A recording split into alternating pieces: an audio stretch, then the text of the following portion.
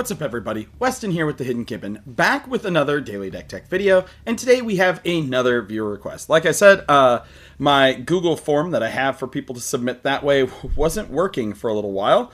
I don't know if it was a Google problem or what, but I have managed to get that sheet to load again, so I have a lot of catching up to do all the way from December to now. So, what you're going to see in the next few days is quite a few viewer requests. But without further ado, let's get straight into Ozai the Phoenix King, shall we? So this was submitted by a player who says they haven't played in approximately 15-ish years. They want something powerful, something around the $450 budget-ish range, and, you know, want something strong. So here we go. We got Ozai the Phoenix King. He's a 7/7 for 2 generic, double black and double red. Trample, Firebending 4, which means when he attacks, add 4 red mana to your mana pool, and haste. And if you would lose unspent mana, that mana becomes red instead, and Ozai has flying and indestructible as long as you have 6 or more unspent mana. So the goal here, of course, is to get Ozai out, attack Ozai, and do fun things that way. So, who do we all have to help him out in this way? You're going to see there will not be a single black creature. I'm sorry, and it's just, the red creatures are just too efficient for what they are. We're trying to maximize what we're doing for efficiency for firebending and mana. So, our mana preservers besides Ozai are going to be Ashling, Burgi, and Electro. Ashling here is you don't lose unspent red mana as steps and phases end. Magecraft, whenever you cast or copy an instant or sorcery, discard a card, then draw a card. If this is the second time this ability is resolved, it deals 2 damage to each opponent and each creature they control. If it's the third time, you add 4 red mana. Burgi simply says whenever you cast a spell, add a red mana. Until end of turn, you don't lose this as mana as steps and phases end. So this one does lose mana at the end of turn. And then it does some stuff with Boast. Then we have Electro Assault Battery. You don't lose unspent red mana as steps and phases end. Whenever you cast an instant or sorcery, add a red mana. And whenever Electro leaves the battlefield, you can pay X. When you do X, deal X damage to target player. He also has Flying.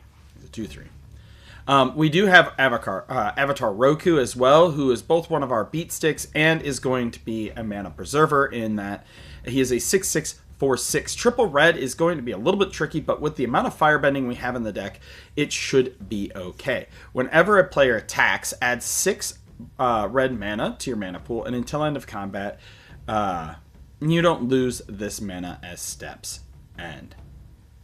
Pretty simple. So he preserves it a little bit longer. We then have the red mana, and this is important because, like, during combat there's multiple steps, right? And between each step and phase you lose your mana. So declare attacker step, you know, declare blocker step, damage step, etc. So you would normally lose mana through those times, but he lets you at least keep it through all of combat. He's the least good mana preserver of the 4 mana preservers in the main deck. We have Firebending Student Prowess, Firebending X, where X is this creature's power. We have Goldspan Dragon, so whenever it attacks or becomes the target of a spell or ability, you make a treasure, and then your treasures then gain the ability to tap, sacrifice it, add 2 mana of any one color. We got Hellkite Charger. This is what we're really aiming for here. You can pay 7 if you do untap all attacking creatures. After this phase, there's an additional combat phase. So we're looking to get extra combats in. It is probably the easiest and most efficient way to generate lots of mana. Even if you're not able to get through with all of your attacks, you can still generate a ton of mana. Karlach is going to let you have an additional attack step. We have Neheb, the Eternal, which is a Flick 3, which is whenever this creature becomes blocked, defending player loses 3 life. And at the beginning of your post-combat main phase, you add a red mana for each 1 life your opponents have lost this turn. So if you do manage to connect with a bunch of these creatures, you're going to get a bunch of red mana again. Professional Facebreaker, Menace, and when it deals combat damage to a player, you create a treasure. You can sack a treasure to exile the top card of your library, and you can play that card this turn. Runaway Steamkin, so whenever you cast a red spell, if Runaway Steamkin has fewer than 3 1/1 counters on it, put a 1/1 counter on Runaway Steamkin, and then you can remove 3 counters from Runaway Steamkin to add 3 mana. We have Smeller Bee, which is a 3/3 for 4. First strike, other creatures you control have haste, so that way you can attack with your Ozai and other creatures the turn they come in. Whenever it attacks, you may discard your hand. If you do, draw cards equal to the number of attacking creatures. So you're with a deck like this, you're going to want to be flinging spells out to use up that red mana. So dump your hand, then have your Smeller Bee, discard essentially one, at most probably 2 cards at that point, and then hopefully you're going to have quite a few attacking creatures, at least 3-4, to draw some cards.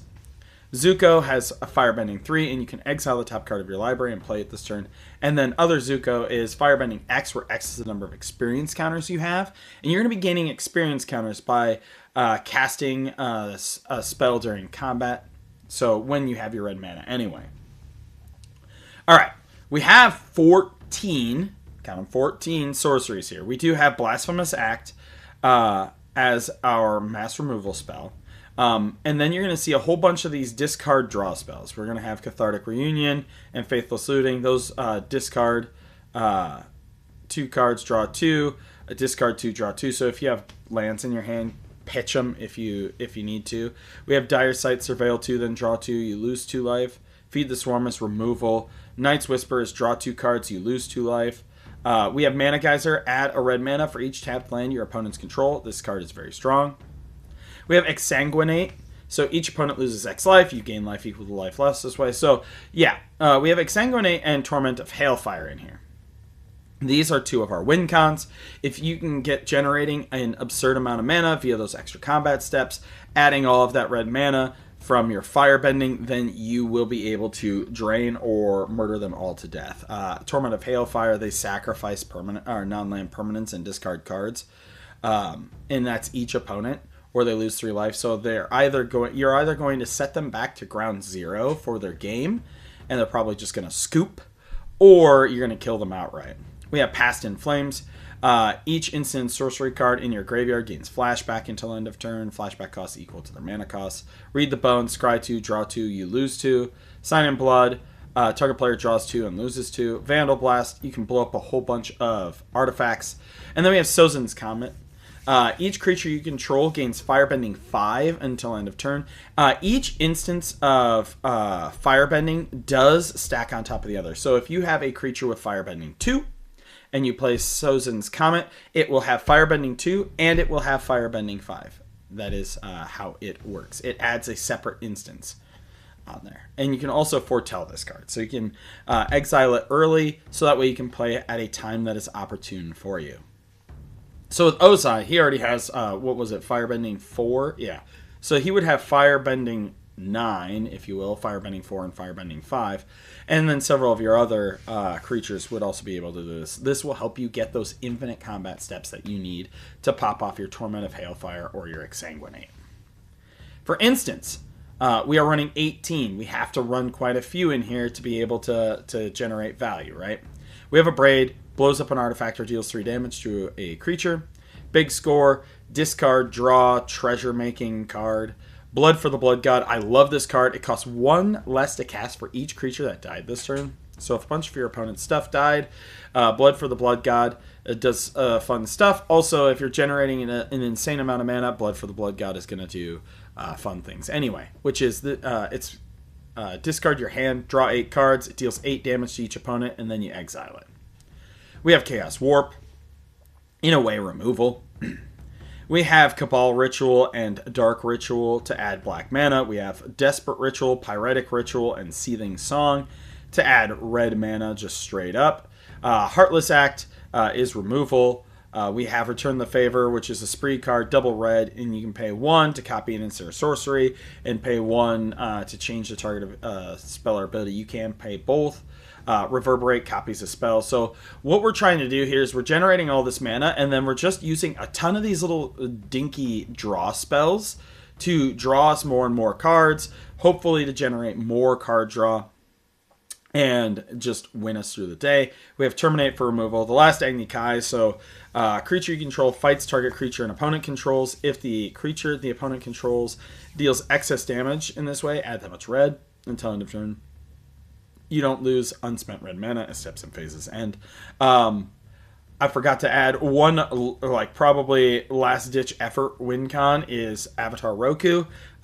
Triple red fire breathing gets +3/+0, so you can do that as well. But if you do pump them up and then Last Agni Kayam, oh man, you can get so much mana. Untimely malfunction, you can either destroy an artifact, change the target of a spell or ability, or one or two creatures can't block this turn. Withering Torment, again, is going to be in there for removal. So this also hits an enchantment, which is pretty limited in black. If you don't like that one, you can always put Feed the Swarm in. Artifacts, we are running Arcane Signet. Soul Ring are both in here, as well as Fire Crystal. Fire Crystal helps cheapen your stuff. We have Fire Nation Turret. At the beginning of combat, on your turn, up to one target creature gets +2/+0 and gains Firebending 2. Again, this stacks on top of what they already have till end of turn. And then you can put a charge counter on this artifact. Remove 50 charge counters from this artifact. It deals 50 damage to any target. This is also a way to use all of that generated infinite mana. We have Horizon Stone, so if you would lose unspent mana, that mana becomes colorless instead, so this you can sit on a giant bank of mana. Lightning Greaves gives Shroud and Haste.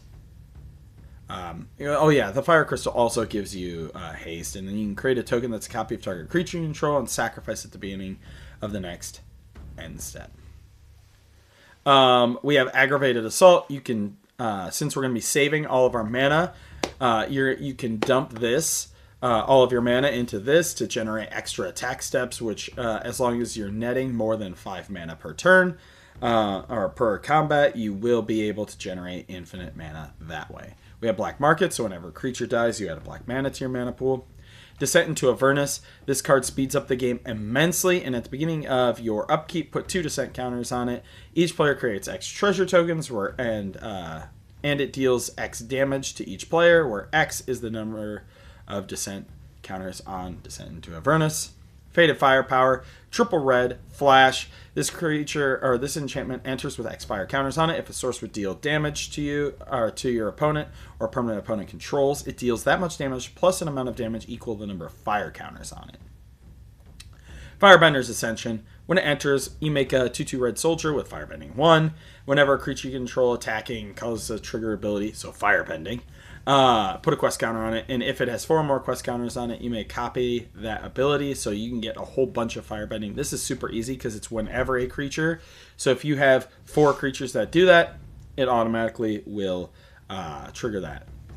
Fire Nation Occupation, which is when it enters, you create a 2/2 red soldier with Firebending 1, and whenever you cast a spell during an opponent's turn, create a 2/2 red soldier with Firebending 1. We have Kaya's Ghost Form in here, which is whenever enchanted permanent dies or is put in exile, return it to the battlefield under your control. Put this on your Ozai, because Ozai costs 1 billion mana. You don't want him to die a whole lot. Lost in Memories, enchant a creature you control. It gets +1/+1 and has whenever this creature deals combat damage to a player. Target instant sorcery card in your graveyard gains flashback until end of turn, and the flashback is equal to its mana cost. Mass Hysteria, all creatures have haste, and Obsessive Pursuit. When it enters, and at the beginning of your upkeep, you lose 1 life and create a clue. Whenever you attack, put X/1/1 counters on target attacking creature, where X is the number of permanents you've sacrificed this turn. If there are 3, if X is 3 or greater, that creature gains lifelink until end of turn. So bank up some clues, sack some clues for draw. For our lands, we are running a Fire Nation Palace, Rogue's Passage, and Secret Tunnel as our special lands. We are running a little bit more budgety land base, but I assume this player, since they might have been playing for a long time, might have some lands to upgrade it. But let me know what you think in the comments down below. I think that it has the power to pop up pretty fast. You do have the rituals and stuff to power out Ozai rather quickly, generate mana, that sort of fun stuff. But as always, I am listed with the Hidden Gibbon. If you want to see your commander made into a deck tech, drop it in the comments down below. And as always, I hope you have a wonderful day.